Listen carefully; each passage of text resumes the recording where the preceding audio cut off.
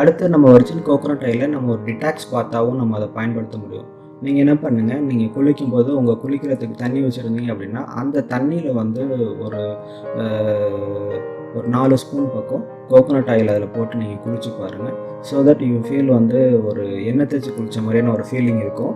இன்னொரு பக்கம் என்னென்னா, இது உங்கள் உடம்புக்கு ஒரு மாய்ஸ்சரைசராகவும் இது பயன்படும்.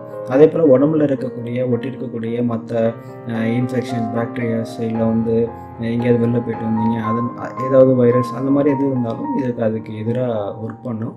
ஸோ தட் ஒரு டிடாக்ஸ் பாத்தாவும் இதை பயன்படுத்த முடியும். அடுத்து வர்ஜின் கோகோனட் ஆயில் பார்த்தீங்கன்னா, குழந்தைங்களுக்கு டயப்பர் போட்டால் அந்த ரேஷ் வரும்.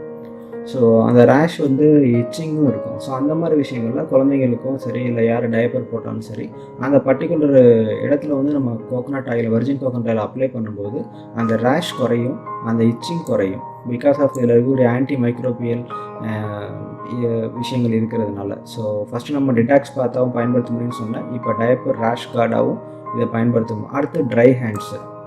அதே போல் பார்த்தீங்கன்னா, நீங்கள் ஒரு முக்கியமான கடினமான பொருளை கையில் வச்சு யூஸ் பண்ணிகிட்ருக்கீங்க, இது வரைக்கும் சுத்தியெல்லாம் பயன்படுத்த கிடையாது, இல்லை எந்த ஒரு டூலையும் பயன்படுத்த கிடையாது, அன்றைக்கி ஒரு நாள் அந்த டூலை ரொம்ப பயன்படுத்துகிறீங்க, அதனால் கையெல்லாம் வலிக்கும், கையெல்லாம் எரியும். அந்த மாதிரி டைமில் நீங்கள் கோகோனட் ஆயிலை உங்கள் கையில் நீங்கள் அப்ளை பண்ணிக்கிட்டீங்க அப்படின்னா ஒரு சூத்திங் எஃபெக்ட் கிடைக்கும். அந்த எரிச்சல்லேருந்து நீங்கள் விடுபடலாம்.